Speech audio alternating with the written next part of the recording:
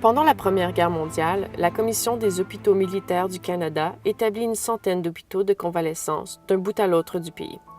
Les soldats canadiens blessés ou convalescents revenant d'outre-mer pouvaient ainsi recevoir des traitements médicaux et une rééducation professionnelle dans leur communauté.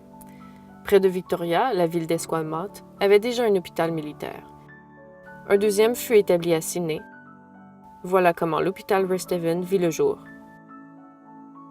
Établi en 1914 dans un immeuble imposant conçu par l'architecte Samuel McClure, Resthaven fut d'abord un sanatorium hydropathique pour clients bien entiers.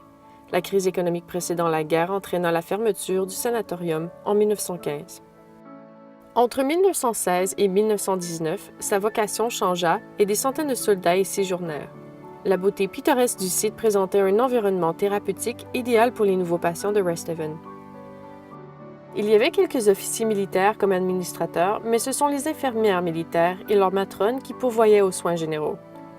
Elles encourageaient aussi les soldats à participer à des activités physiques dans le cadre de leur récupération. Environ 30 infirmières militaires servirent à Resthaven. Certaines poursuivirent ensuite leur service en Europe, tandis que d'autres furent promues à des postes supérieurs dans d'autres hôpitaux militaires. L'une de ces infirmières, Pearl Ross, de Victoria, termina ses études à l'École de sciences infirmières Saint-Joseph à Victoria en 1915. Elle fut assignée à Resthaven au printemps de 1917 et passa une année à Sydney avant d'être mutée à l'hôpital militaire d'Esquimalt, puis à ceux de Qualiquim et de Vancouver. Des instructeurs civils de la région offraient une formation professionnelle afin d'aider les soldats à réintégrer le marché du travail. Les résidents pouvaient suivre des cours de mécanique, de travaux de forge, de menuiserie, de dactylographie, de comptabilité et même d'apiculture.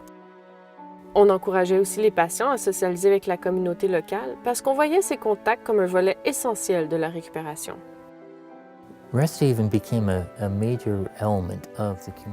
devint partie intégrante de la communauté de Sydney, et même du Grand Victoria durant la guerre.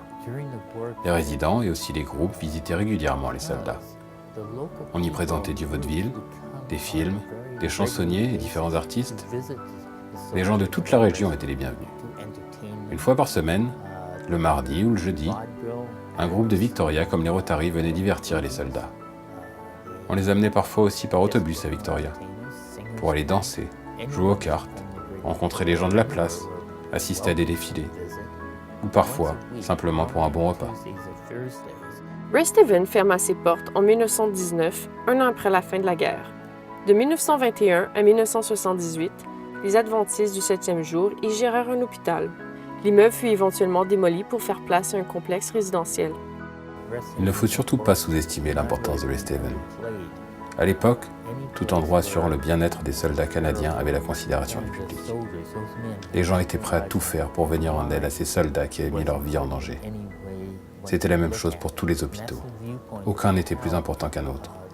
En définitive, l'hôpital Resthaven contribua grandement à l'effort de guerre sur l'île de Vancouver, et ici, dans la région de Sydney.